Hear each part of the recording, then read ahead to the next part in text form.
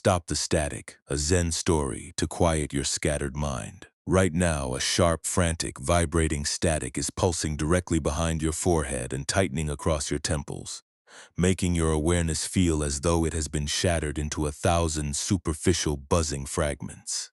You are lying in your bed, yet your mind is still twitching with the ghost vibrations of an infinite scroll, completely exhausted from chasing a relentless torrent of artificial alerts, notifications, and fleeting updates. It feels as if your attention has been stretched so thin across the digital landscape that you have become completely disconnected from the heavy, stable reality of your own physical skeleton. Your breath is shallow and fluttering, caught in the upper chambers of your chest, while your intellect continues to spin its wheels, unable to locate the brake pedal after a long day of sensory overload. Perhaps the room around you is quiet, save for the faint, cool drip of rain tapping against an outdoor zinc planter, or the low rhythmic click of a heating pipe cooling down in the corner. The scent of dried lavender or clean tallow wax might linger faintly in the air, creating a soft boundary between your bed and the frantic pace of the modern world outside. You are physically safe within this space, yet your mind remains hyperconnected, still bracing for the next influx of data, as if your survival depended on staying continuously informed. You might feel a profound sense of frustration tonight, an inner irritation that you cannot simply turn off the noise, wondering why your brain refuses to settle into a peaceful rhythm when the screens have finally been put away. Please know, dear friend, that you are not broken, and this state of cognitive dispersion is not a failure of your willpower or a defect in your character.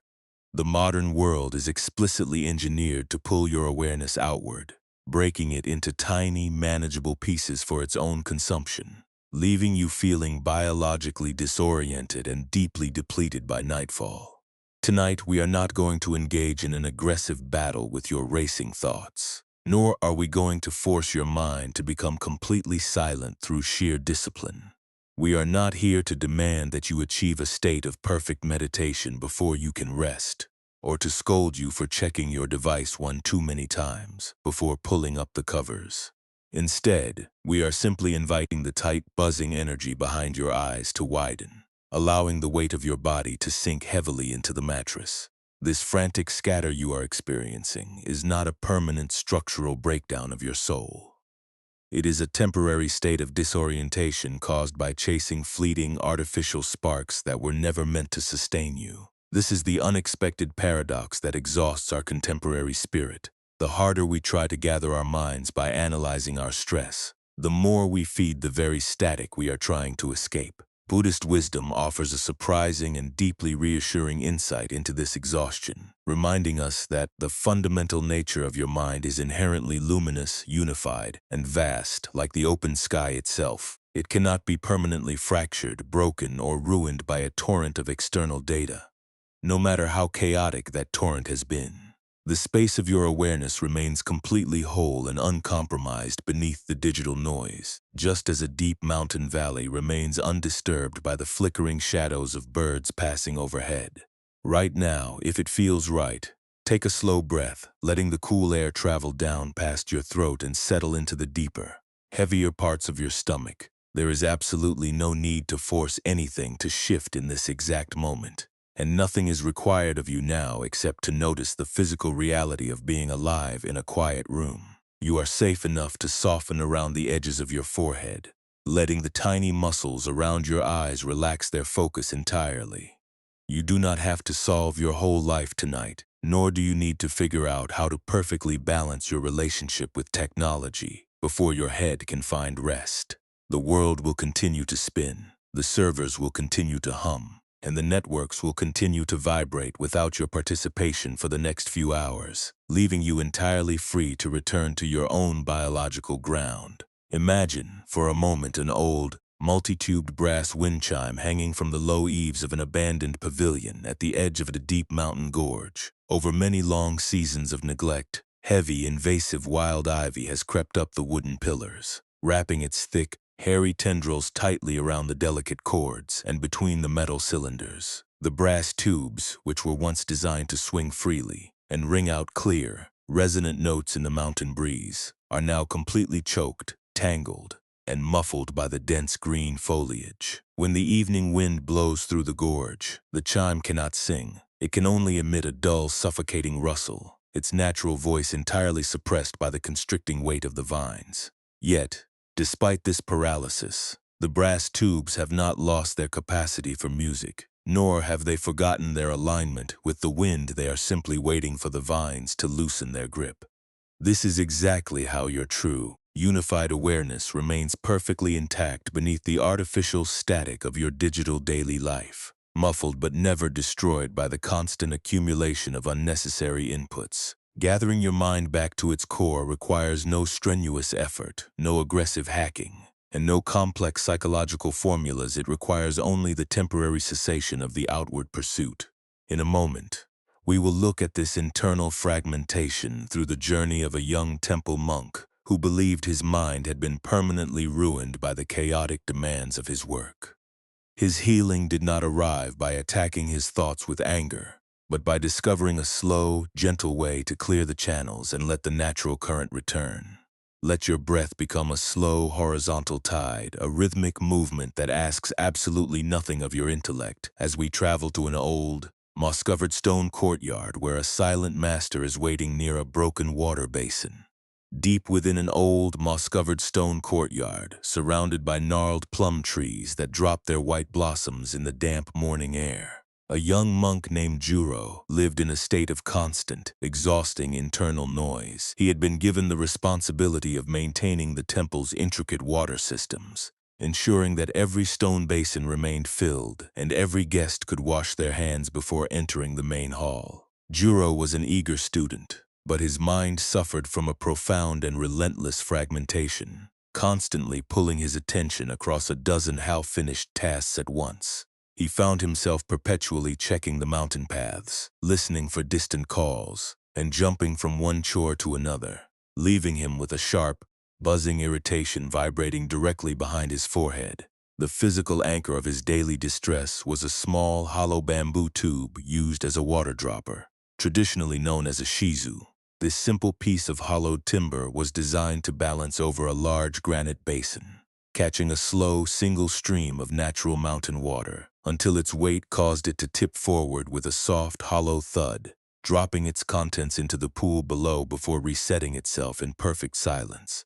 But Juro, in his anxious desire to make the temple more efficient and dynamic, had grown impatient with the slow, rhythmic pace of the single stream. He had climbed up to the source of the spring and constructed a chaotic, branching labyrinth of multiple smaller bamboo pipes, diverting the water into dozens of tiny, superficial channels that crisscrossed the courtyard like a tangled web. One humid evening, as the violet shadows of dusk lengthened across the stone flags, Juro stood over the main basin, his breath shallow and his temples throbbing with a dry, persistent static. He looked down at the central bamboo water dropper and felt a sudden wave of deep panic. The hollow tube had become dry, split, and completely silent, resting lopsided on its wooden hinge, because he had split the main current into so many shallow, vibrating streams to feed every minor garden corner simultaneously. None of the pipes carried enough pressure to actually fill the dropper. The water merely sputtered and dripped in 100 weak, frantic directions, filling the courtyard with a chaotic, splashing hiss that sounded like a swarm of angry hornets, yet leaving the main reservoir completely stagnant and empty. Frustrated by this breakdown, Juro began to run frantically from one small pipe to another, his wooden sandals clattering loudly against the granite stones. He used his fingers to block one leak, tried to prop up another sagging bamboo joint with a twig, and blew into the narrow tubes to clear out the trapped air pockets.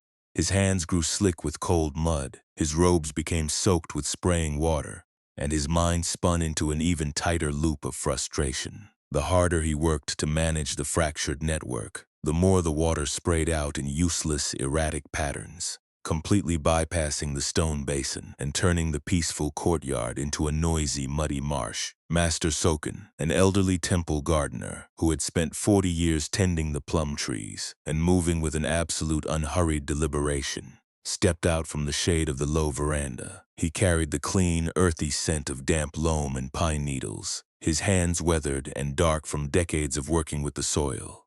He did not yell at Juro for creating the mess, nor did he offer a complex philosophical lecture on the nature of order. Instead, he walked slowly over to the main water source, his steps so quiet that they seemed to blend perfectly into the underlying stillness of the evening. Without saying a single word, Soken reached down with his bare hand and lifted a large, heavy granite stone that Juro had used to prop up the branching network of pipes. With one smooth, intentional movement, he knocked away the entire secondary labyrinth of split bamboo channels, allowing the minor tubes to collapse harmlessly into the grass. Juro watched in absolute horror as his intricate, hyper-connected system was completely dismantled in a single moment, leaving only the original, uncarved cedar log that carried the deep, unified current directly from the mountain spring. With the artificial diversions removed, the water stopped its frantic, spitting, hissing sound. For a few moments, there was an immense, shocking silence in the courtyard, save for the low murmur of the main channel filling up its volume.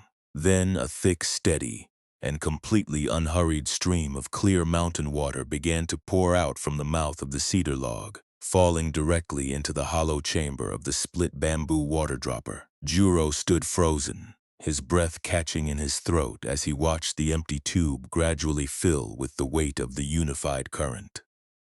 The wood did not twitch or vibrate frantically under this heavy flow. It simply sat in the darkness, absorbing the moisture until its center reached a natural, inevitable balance. With a slow, graceful tilt, the bamboo tube tipped forward on its axis, and a deep, low, profoundly clear thud resonated through the stone courtyard as the accumulated water dropped into the granite basin. The sound was so solid and resonant that it seemed to vibrate right through the soles of Juro's feet, breaking the sharp static behind his eyes and allowing a sudden, cool weight to settle into his lower stomach. Soken turned to Juro, pointing his weathered finger toward the single, clear stream that was already beginning to fill the bamboo tube for its next silent cycle. He asked a simple, soft question that seemed to echo against the mountain cliffs. Why do you exhaust your spirit trying to feed 100 shallow currents, when it is the single, undivided stream that carries the power to reset your heart? Juro could not find any words to answer, his shoulders dropping down as a wave of profound emotional recognition washed over his tired body. But the static in his mind had finally ceased its frantic buzzing, leaving him standing in the vast, unified dampness of the mountain night. The deep, resonant thud of that simple bamboo tube dropping its weight into the granite basin is not an instruction telling us to sever our ties with the modern world, nor is it asking us to become cold, unfeeling statues who completely ignore our daily responsibilities. It is showing us something infinitely quieter about the way our internal energy becomes scattered and how we can gently invite it back home. The frantic static you feel vibrating across your temples tonight is exactly like that labyrinth of split bamboo pipes Juro constructed in the courtyard. It is a physical manifestation of a mind that has been seduced by the illusion that it must be everywhere at once, chasing 100 fleeting sparks of information just to feel secure, only to leave its central reservoir completely parched and hollowed out. Buddhist wisdom invites us to look directly at the emotional mechanics of this fragmentation, helping us realize that the intense exhaustion we carry is not a permanent flaw in our capacity to think, but a consequence of how our attention has been managed. In our ordinary lives, attachment often takes the form of a hypervigilant habit of continuous checking, a desperate craving to stay updated, to monitor every digital signal, and to anticipate every variable before it can surprise us. We falsely believe that if we can just split our awareness into enough tiny streams, we can control the unpredictable nature of our environment. But this outward pursuit creates an incredible amount of friction within our nervous system, turning our natural clarity into a noisy, sputtering hiss that never allows the deeper layers of our being to fill up with silence.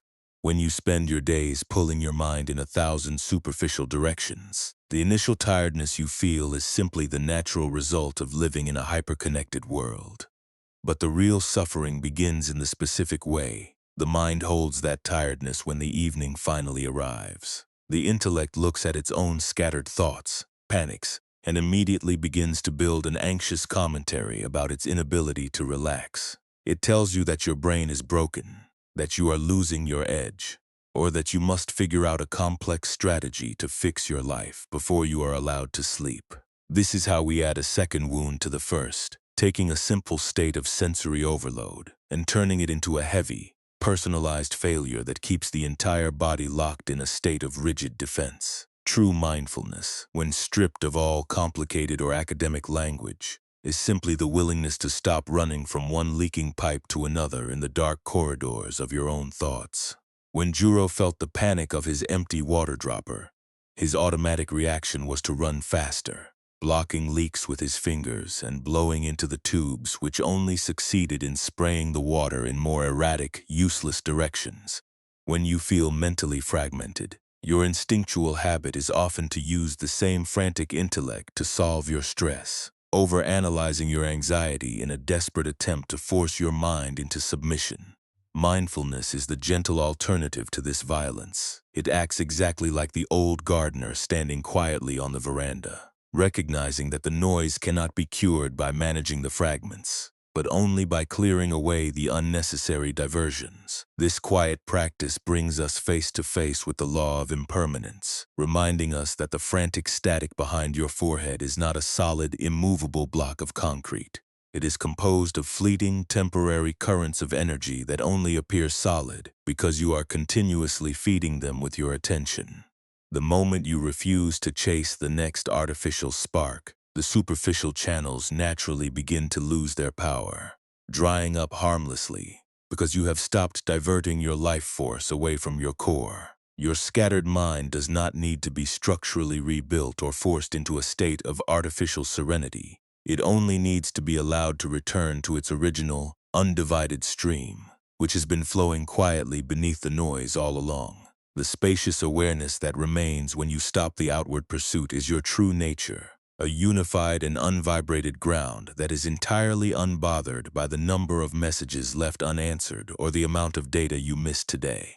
Compassion, then, is the warm, protective kindness that allows your nervous system to settle at its own biological pace, without demanding that you achieve a state of perfect calmness before you are permitted to close your eyes.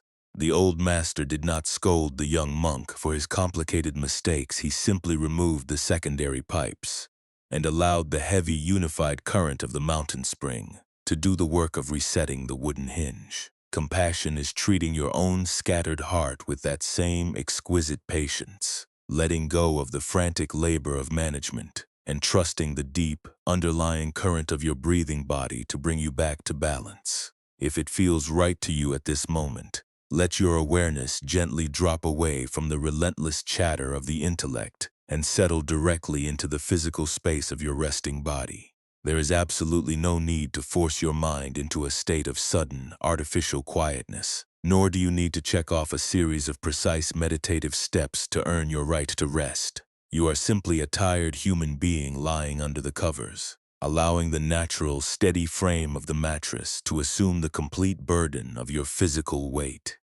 Perhaps you might begin by noticing the quiet, primitive rhythm of your own breath, observing the slight coolness of the air as it enters your nostrils and the subtle warmth it leaves behind as it slips out past your lips.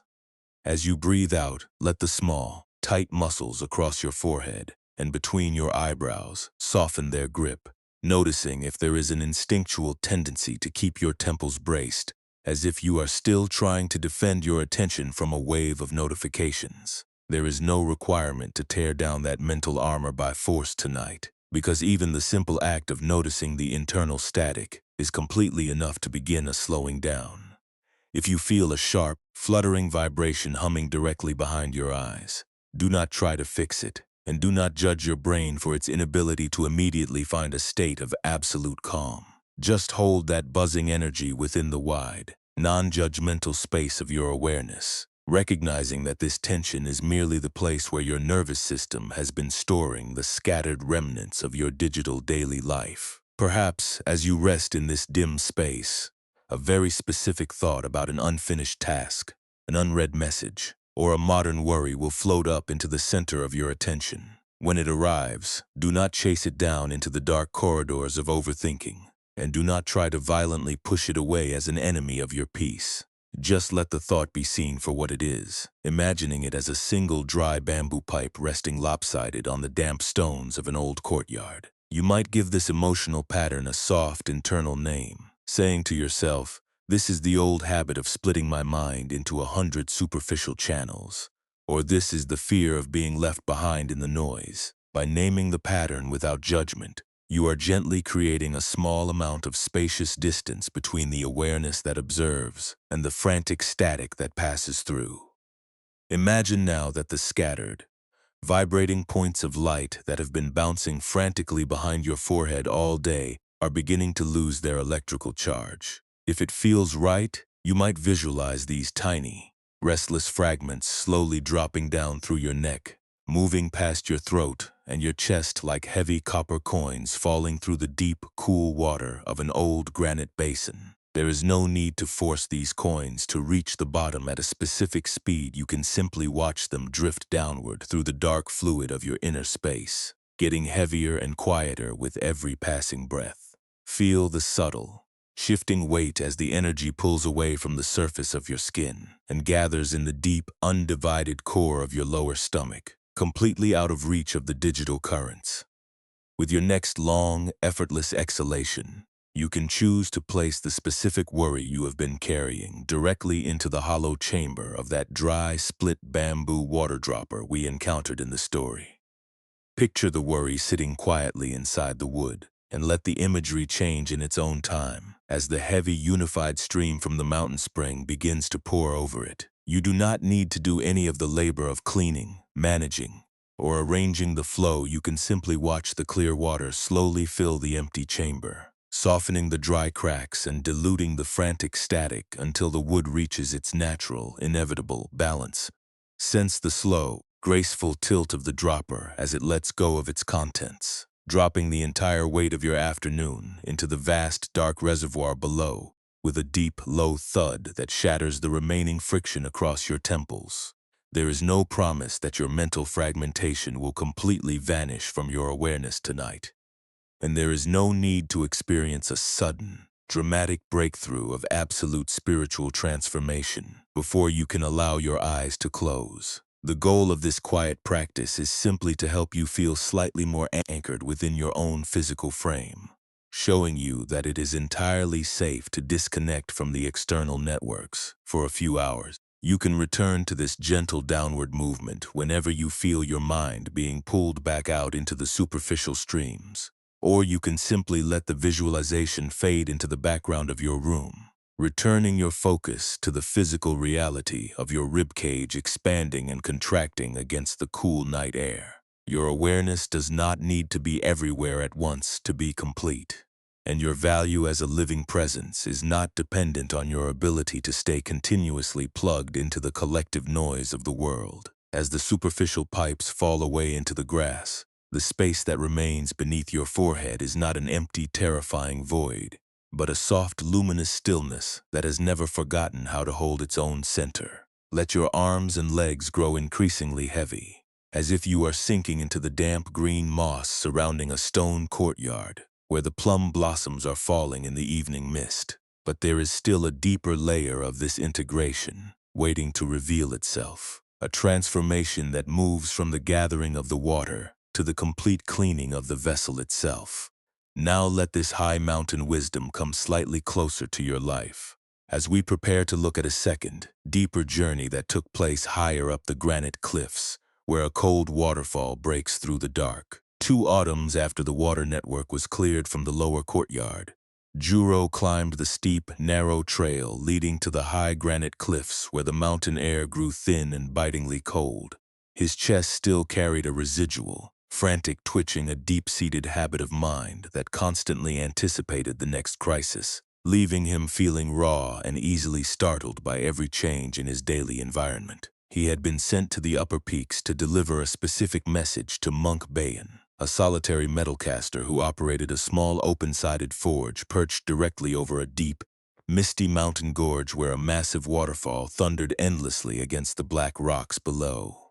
The physical errand Juro carried in the folds of his sleeve was a small, rough piece of natural lodestone, an unpolished magnet used by the temple builders to align the directional timbers of the main hall. But over years of sitting on the dusty floor of the blacksmith's shed, this simple magnetic rock had accumulated a thick, fuzzy, and deeply irritating coat of fine iron filings, metallic splinters, and dark grit. The lodestone was completely covered by this vibrating blanket of gray static, making its surface feel prickly and abrasive to the touch. Juro had spent 3 days in the valley trying to pull the filings away with a pair of bronze tweezers, but the magnetic pull was too persistent for every splinter he managed to tear away. The remaining dust simply shifted, clustered tighter, and dug deeper into the porous grain of the stone, leaving his fingertips pricked and his mind spinning with a dry, aggressive frustration. He reached the open forge just as the evening fog rolled in from the gorge, bringing with it the sharp, acrid scent of burning charcoal and wet iron.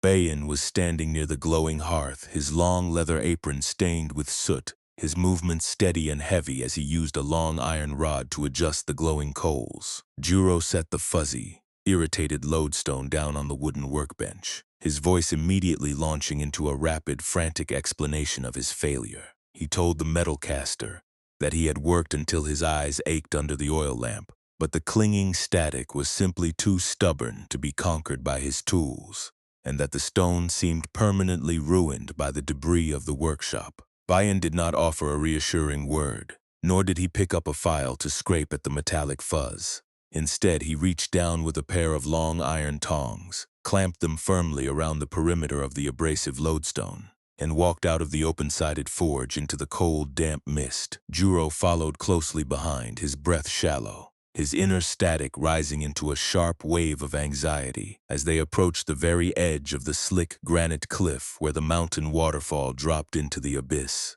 The roar of the water was deafening, filling the air with a heavy, vibrating spray that immediately coated Juro's face with icy droplets. Without a single line of warning, Bayan extended his arm and held the lodestone directly beneath the heaviest, coldest impact point of the thundering waterfall. Juro felt an immediate, suffocating knot of internal resistance grip his throat. He wanted to shout over the roar of the current, to pull the old man back, to protect the fragile orientation of the magnet from being shattered by the immense physical pressure of the mountain runoff. He felt a desperate, agonizing need to control the situation, a frantic belief that the violent force of the water would wash away the lodestone entirely, leaving them with nothing but an empty pair of tongs. But Bayan stood like an unmoving pillar of stone, his boots anchored firmly in the wet moss, his face entirely relaxed as he allowed the full weight of the waterfall to crash over the metal. For several long minutes, the chaos seemed total. The water hissed, the spray blinded Juro's eyes, and the sheer volume of the sound made it impossible for him to track his own racing thoughts.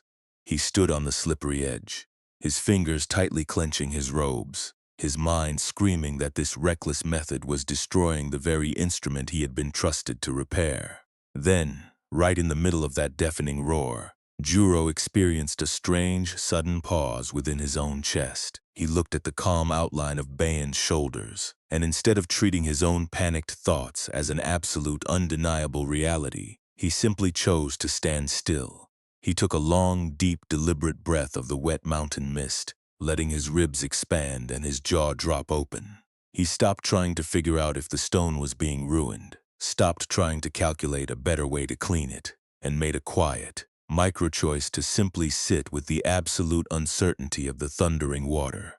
He allowed the waterfall to be deafening, and he allowed his own small mind to be completely overwhelmed by the reality of the current. Underneath the relentless, unyielding weight of the cold mountain stream, the clinging iron filings did not need to be pulled off one by one with an aggressive tool. The heavy, continuous momentum of the water simply provided a superior, unvibrated force that surpassed the magnetic attraction of the stone. The fine splinters and the gray metallic dust were washed out from the porous grain, slipping away into the deep gorge below like a cloud of harmless silt, until the lodestone emerged from the current completely naked, smooth, and gleaming with a deep, dark luster. Bayan pulled the stone back from the spray, setting its wet, dark frame onto a soft wool cloth on the workbench. Juro reached out his hand, his fingers touching the smooth, cold surface of the cleaned rock, his chest widening with a quiet realization that required absolutely no internal commentary to be understood.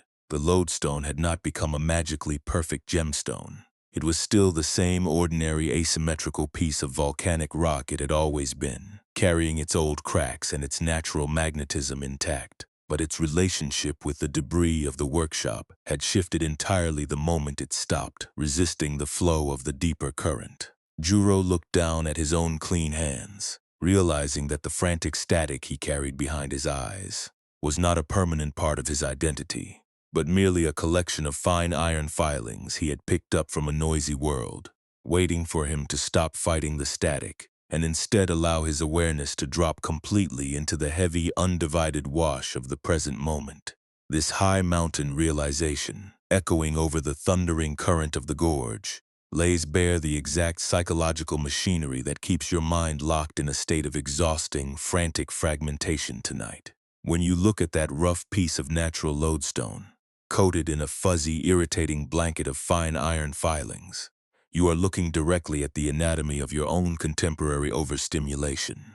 The endless streams of data you consume, the rapid notifications you track, and the sheer volume of modern sensory inputs are not inherently evil things, but they possess a magnetic pull that naturally draws your attention away from your physical core. Your real suffering, however, does not grow from the presence of this digital dust. It is manufactured by the desperate, hypervigilant way your intellect tries to force that static into a state of order through sheer mental willpower. We spend an immense amount of our evening vitality caught in this subtle, agonizing loop of self-monitoring, driven by an acute fear of uncertainty and a deep-seated need to constantly fix our own minds through shame. The intellect falsely tells you that if you can just rehearse your upcoming schedule perfectly, or if you can replay your conversational mistakes enough times under the covers, you can somehow regain absolute control over your environment. You take the bronze tweezers of your analytical thoughts to your own skull, frantically trying to pluck out every restless worry one by one, only to find that the very act of overanalyzing causes the remaining static to cluster tighter and dig deeper into your nervous system. This defensive reflex turns a temporary state of sensory overload into a fixed, painful personal identity, convincing you that your spirit is structurally broken and fundamentally incapable of finding peace. By illuminating this internal dynamic, the relationship you hold with your own cognitive fragmentation begins to undergo a profound and comforting shift. Buddhist wisdom offers a beautifully simple distinction between the primary difficulties that life inevitably brings to our doorstep and the secondary layers of misery that the mind independently adds through its own resistance. The first pain consists of the raw, unvetted conditions of your contemporary survival, the constant influx of external data, the high demands of your workspace, and the natural biological exhaustion of a brain that has been exposed to artificial screens all day long. These are the elements that you cannot always control, manage, or prevent, as they are woven into the very structure of the hyper-connected era we inhabit. The second pain, however, is the thick, vibrating coat of gray static that forms when your mind refuses to let that initial tiredness simply exist without an intellectual interrogation. The second pain is the anxious belief that because your awareness has been shattered into 1,000 superficial channels today, you have somehow failed a crucial test of spiritual discipline. When you lie awake judging your brain for its inability to find an immediate state of perfect calmness, you are feeding the second pain with your own hypervigilant attention. You are mistaking the clinging iron dust of a noisy afternoon for the permanent architecture of your soul, forcing yourself to sit in a state of continuous, prickly tension that never allows the wooden hinge of your inner water dropper to find its balance point. True inner peace is never a sterile, engineered state achieved by completely eliminating the presence of iron filings, modern technology, or chaotic working environments from your life. Peace is established when you develop an entirely different relationship with that difficulty when it arrives, recognizing that the thundering current of your own breathing body carries an innate power to clear the channels without your mental assistance. You do not need to fight the static behind your eyes with an explosive surge of defensive discipline. You only need to stop treating every fleeting, vibrating thought as an absolute, unyielding truth that must be managed before the sun rises. The moment you choose to stand still on the slippery edge of your own internal storm, allowing the raw uncertainty of your fatigue to wash over you without trying to calculate a solution, the clinging fragments naturally begin to lose their magnetic grip. You discover that your true, luminous awareness is like the unpolished lodestone itself, inherently stable, deeply grounded, and entirely capable of shedding its accumulated debris when it stops running from the flow. The deep, unified current of your presence is moving safely beneath the digital static at this very moment, completely uncompromised by the number of messages left hanging or the volume of information you missed, waiting only for you to drop your tweezers and trust the heavy, undivided wash of the night to carry you home. This high mountain-forged wisdom, born of cold granite and unpolished lodestone, is not an abstract concept meant to be kept at a safe distance, existing only while you are listening to a narrative in the dark. It is a soft, living rhythm designed to be brought straight into the immediate, unpolished friction of your modern afternoon. True peace is never a monumental achievement that you master by permanently fixing your entire relationship with technology at once. It is practiced and reclaimed in the smallest, most ordinary moments of your daily survival. It is found in that brief, quiet space that opens up between the sharp, demanding ping of a new alert and the sudden, reactive twitch of your arm reaching out to check the screen. Think of how frequently the old habit of splitting your awareness into 100 shallow channels returns to your side during a standard working day, masquerading as the frantic urge to check your phone for reassurance, or the exhausting effort of smiling brightly at a screen while your chest feels completely frozen and heavy inside. You might notice this rigid armor tightening when you are lying awake at night, waiting for a specific text message that has been delayed for hours, your intellect immediately interpreting the digital silence as an absolute confirmation that you are simply not enough. The mind races down into the labyrinth of replaying an old conversational mistake or fearing a future interaction, trying to micromanage a fragile relationship from under the covers, completely forgetting that not every thought deserves your absolute obedience. And not every fluttering feeling is a command that must be followed. We live within an accelerated, hyper-connected culture that continuously measures our worth by how many superficial currents we can feed simultaneously, leaving many of us feeling deeply behind in life when we compare our internal fragmentation with the polished, curated journeys of those around us. Out of a deep fear of missing out, you try to control every variable, multitasking through your hours, until your attention is stretched as thin as a spider's silk, yet you feel an immense, toxic guilt the moment you try to step away from the network to rest. You treat your own brain as a complex machine that must stay continuously plugged into the collective noise, convincing yourself that you must earn your right to a quiet mind through a flawless display of productivity. But Buddhist wisdom gently reminds you that you can care deeply about your connections, your work, and your responsibilities without gripping them so tightly that your nervous system remains in a state of constant, prickly vibration. When you feel the sharp static rising across your temples during a frantic hour tomorrow, you can choose to make a quiet, micro-choice to pause before you answer, allowing one slow breath to travel down past your throat before your intellect can launch its defense. You do not need to pretend to be completely okay to survive the noise, and you are entirely permitted to let the branching labyrinth of minor expectations collapse into the grass for a few hours. You can allow yourself to rest without earning it first, letting go of the tweezers of your analytical thoughts and trusting the deep, unified wash of your own presence to keep you anchored. This subtle shift in your daily habit does not mean the digital world will suddenly lose its complexity, or that the messages will stop arriving at your window. It means you become a heavier, softer, and far more spacious presence within your own skin, because your fundamental security is no longer dependent on your ability to track every single iron splinter that floats through the atmosphere. You can step into your tomorrow with a wider chest, knowing that the single, undivided current of your life is entirely unbothered by the static of the workshop, and that you are allowed to simply exist without a constant commentary running through your head. Let this realization sink deeply into your physical frame as the room around you grows increasingly quiet, clearing away the last remaining channels of your alertness as we prepare to return to the source of the evening. The room has grown completely dark, and the faint tapping of the rain against the zinc planter outside has slowed to a rare occasional whisper. The frantic, vibrating static that was pulsing across your temples has lost its last remaining spark, leaving nothing but a vast, cool hollow behind your eyes where the digital glare used to live.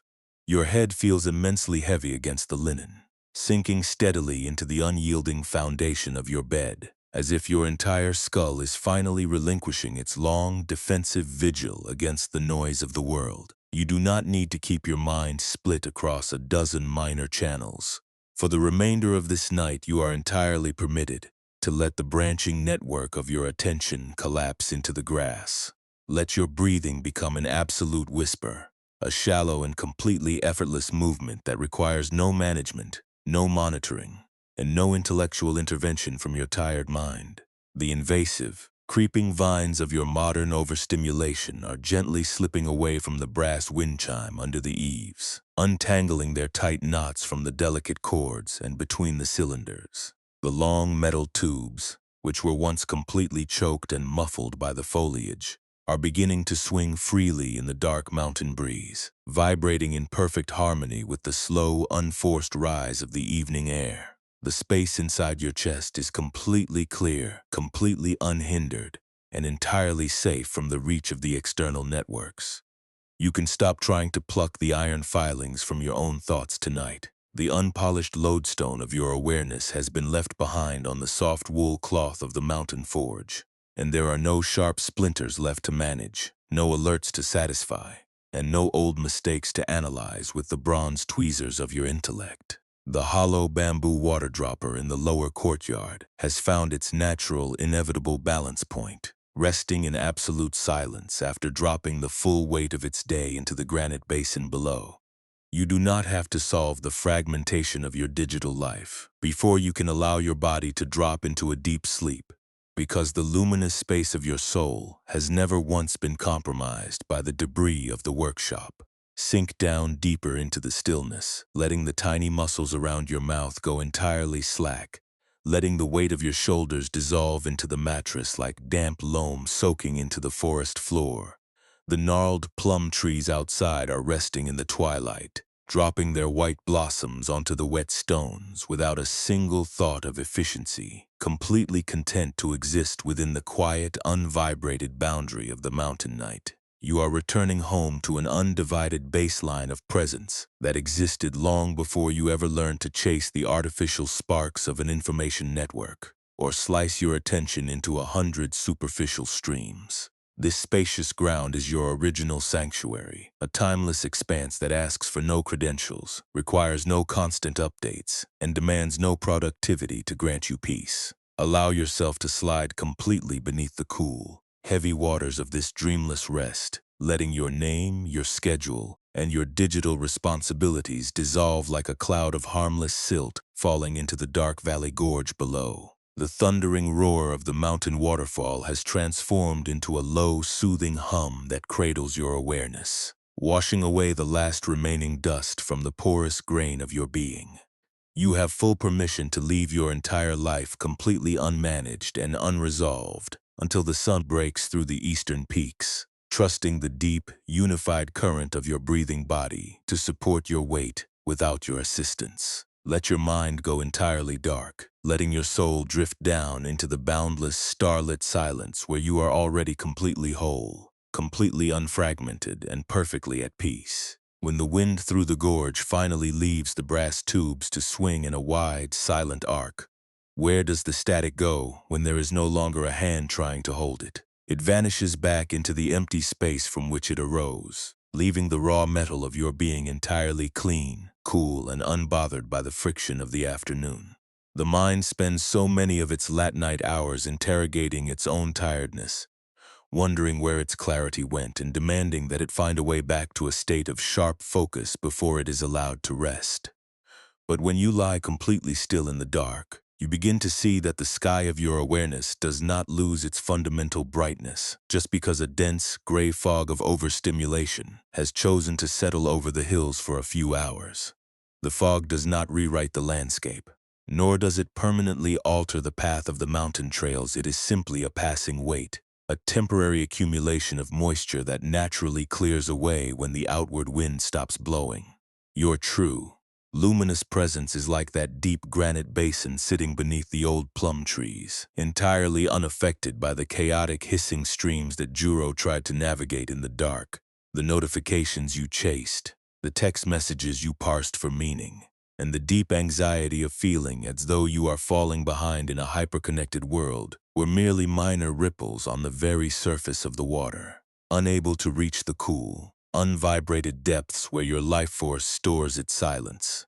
The long hours you spent plugged into the collective noise have not diminished your inner sanctuary by a single fraction, because the space that holds your breath has no edges that can be frayed by technology, and no walls that can be broken by an excess of information.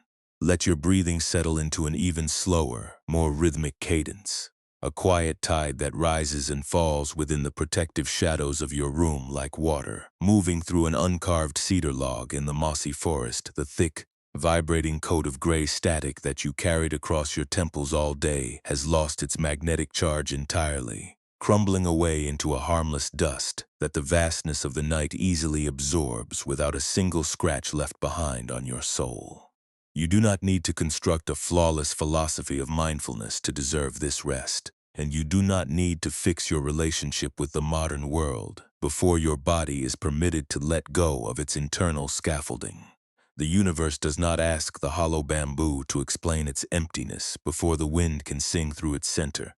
It only invites you to drop your tools, loosen the corners of your eyes, and sink into the heavy gravity of the bed. Feel the profound, stabilizing comfort that arrives when you step completely out of the illusion that your worth as a human being is a project that must be continuously evaluated, optimized, or defended from failure. The cool air that passes through your nostrils tonight carries no record of your delays, your unanswered questions, or the moments where you had to force a superficial smile just to keep the people around you comfortable. The darkness is a timeless, non-judgmental home where your name, your history, and your cognitive fatigue can all be laid down like a heavy bundle of split timber at the end of a long trail, allowing your limbs to grow heavy as you return to your own biological ground. The remaining thoughts of your modern schedule are turning into faint, formless echoes now, distant like the sound of the thundering waterfall fading into the misty gorge miles away from your window. They drift across the edge of your awareness without catching your grip, losing their sharp perimeters and dissolving back into the silent, supportive network of the evening. You are drifting deeper and deeper into the warm, boundless current of a dreamless rest, a spacious realm where every memory is softly forgotten, every heavy vine is lifted, and your spirit is finally beautifully at home in the quiet dark. Let yourself slide completely beneath the surface of this perfect stillness, knowing that the world will continue to turn without your supervision, and that you are already completely safe, completely unfragmented, and perfectly at peace. This perfect stillness is not an artificial state of emptiness that you must protect by freezing your breath or locking out the external world. It is the natural, underlying vastness of your own presence, which remains completely undisturbed even when the world around you is at its loudest. The mind frequently convinces itself that to find peace it must completely escape from the landscape of its daily survival, running away to a distant mountain peak where no screens or obligations can ever find it. But true insight reveals that the sanctuary you seek is not a physical location hidden in the hills, but the very nature of the awareness that is listening to these words in the dark. Just as the deep granite basin does not need to flee from the splashing hiss of the split bamboo pipes to maintain its own solid foundation, your core self does not need to erase the modern world to remember how to rest within its own skin. When you allow the frantic necessity of continuous tracking to drop away into the shadows of your room, You are not losing your grip on reality. You are finally returning to the only reality that has ever been able to sustain your spirit. The intellect spends its vitality chasing 1,000 superficial phantoms, believing that each new alert or updated metric will finally provide the missing piece of security that will allow the heart to relax.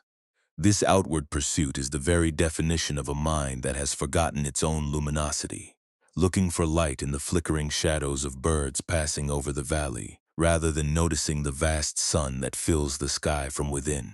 By choosing to step out of that frantic loop for a few hours, you are practicing a profound form of self-forgiveness, letting go of the exhausting requirement to be everywhere at once and allowing your attention to pool deeply in the center of your lower stomach.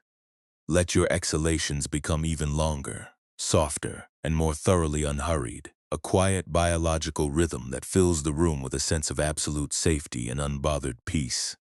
The lingering gray static that was vibrating across your forehead has lost its fuel completely, drying up like a patch of mud under the gentle warmth of an evening fire, leaving your temples feeling cool, wide, and entirely spacious. You do not have to prove that you are an exceptionally mindful or disciplined student to deserve the comfort of this bed, and you do not need to figure out a perfect formula for your upcoming responsibilities before your brain is permitted to drop its guard. The dark night accepts you exactly as you are in this moment, unpolished, tired, and beautifully incomplete, asking for nothing but your willingness to stop the labor of management and trust the natural structure of your body to carry you down into the dark. Feel the immense, stabilizing weight that settles into your limbs as you release the very last illusion that your life is an intricate network of pipes that must be continuously mended, propped up, or blown into just to prevent a structural failure. The cool air that circulates around your bedding tonight does not keep a record of your digital habits, your unanswered messages, or the seasons where you felt too scattered to look anyone in the eye. The darkness is an ancient, protective mother that wraps her arms around your fatigue, offering you a vast and timeless shelter where your name, your history, and your daily overstimulation can all be gently laid down like an uncarved log at the edge of a quiet stream. You are entirely permitted to let the world move on without your participation for the next few hours, letting go of the tweezers of your analytical thoughts and allowing your physical frame to merge completely with the unshakable ground below. The remaining echoes of your afternoon responsibilities are turning into faint, formless shadows now, distant, like the sound of dry plum blossoms falling onto the mossy stones miles away from your window pane. They float across the perimeter of your awareness without catching your attention, losing their sharp boundaries and dissolving back into the silent, supportive network of the evening.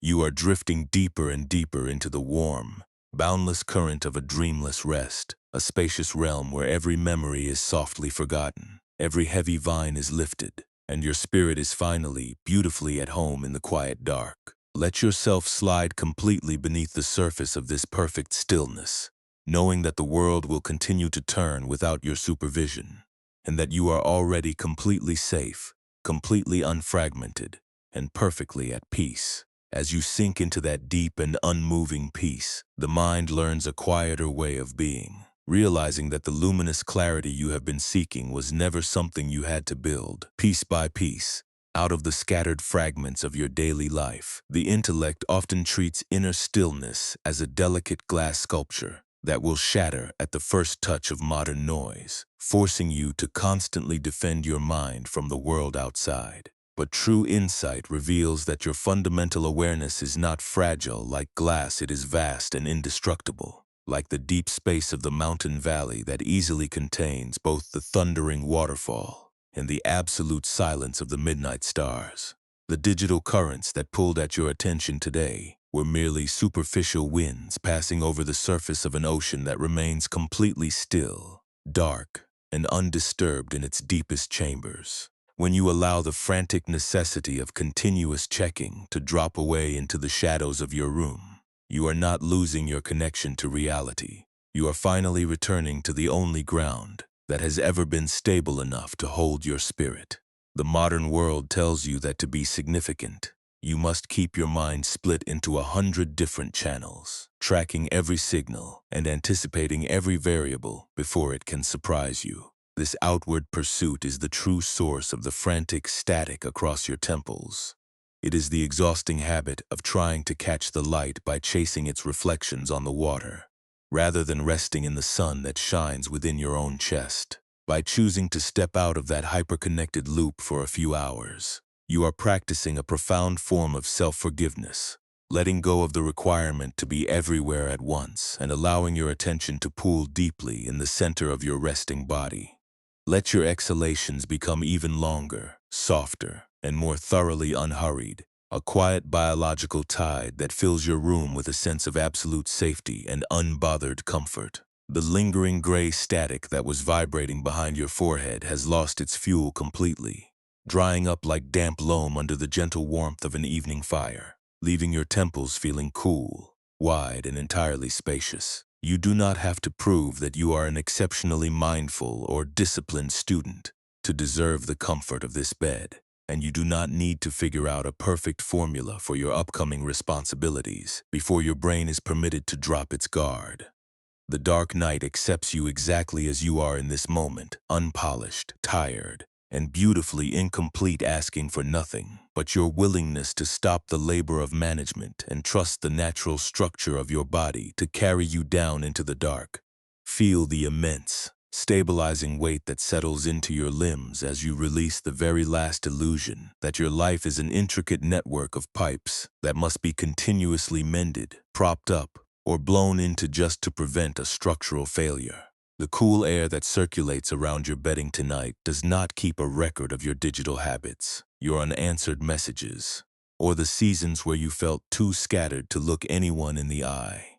The darkness is an ancient, protective sanctuary that wraps its arms around your fatigue, offering you a vast and timeless shelter where your name, your history, and your daily overstimulation can all be gently laid down like an uncarved log at the edge of a quiet stream.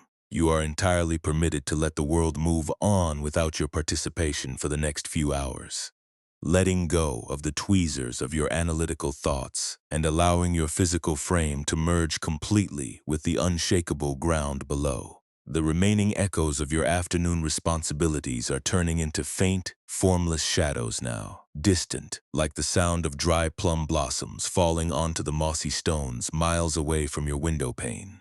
They float across the perimeter of your awareness without catching your attention, losing their sharp boundaries and dissolving back into the silent, supportive network of the evening. You are drifting deeper and deeper into the warm, boundless current of a dreamless rest, a spacious realm where every memory is softly forgotten, every heavy vine is lifted, and your spirit is finally, beautifully at home in the quiet dark. Let yourself slide completely beneath the surface of this perfect stillness, knowing that the world will continue to turn without your supervision, and that you are already completely safe, completely unfragmented, and perfectly at peace. The dark, velvet air of the room holds you now in an absolute suspension, a space where the artificial fragmentation of the day has no capacity to recreate its boundaries. The mind often looks back at its hours of frantic scatter with a sense of sharp frustration, believing that it must actively undo the confusion by sorting through every piece of data it gathered before the morning arrives. But when you lie completely still, listening to the quiet expansion and contraction of your own chest,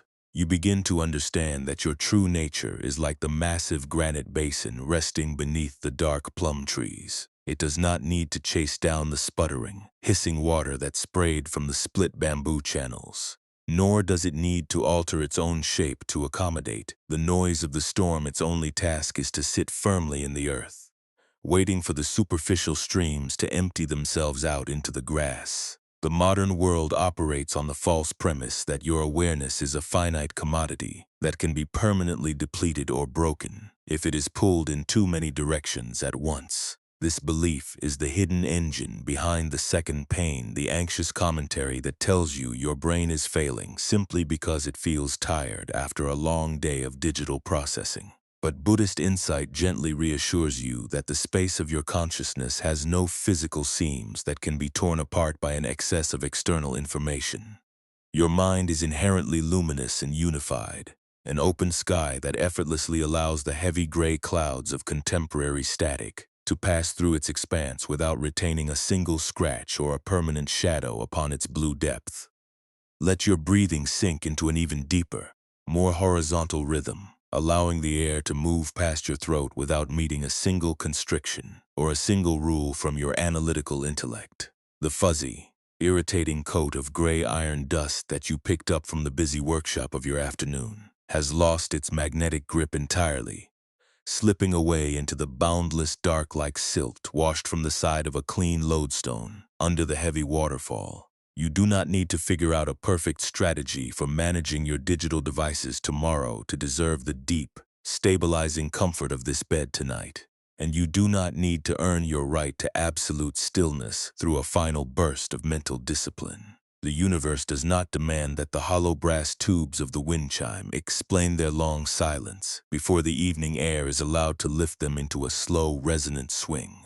Feel the profound, unvibrated safety that fills the entire frame of your body as you release the very last illusion that you are responsible for maintaining the intricate network of pipes that keeps the world running. The cool night air that flows over your forehead does not care about the text messages you left unanswered, the projects you feel behind on, or the moments where you had to wear a superficial smile just to hide the heavy static vibrating across your temples. The darkness is an ancient, unmapped home that wraps its arms completely around your exhaustion, offering you a timeless sanctuary where your name, your history, and your cognitive fatigue can all be laid down like a heavy bundle of tools left at the edge of a quiet stream. You are entirely permitted to let the networks hum and the servers vibrate without your participation for the next few hours, letting go of the tweezers of your analytical thoughts and allowing your physical weight to merge completely with the ground below.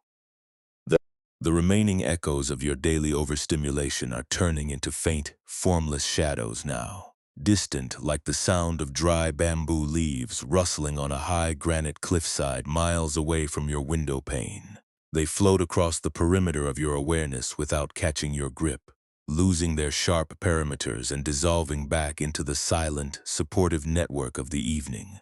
You are drifting deeper and deeper into the warm, boundless current of a dreamless rest, a spacious realm where every memory is softly forgotten, every heavy vine is lifted, and your spirit is finally beautifully at home in the quiet dark. Let yourself slide completely beneath the surface of this perfect stillness, knowing that the world will continue to turn without your supervision, and that you are already completely safe, completely unfragmented, and perfectly at peace.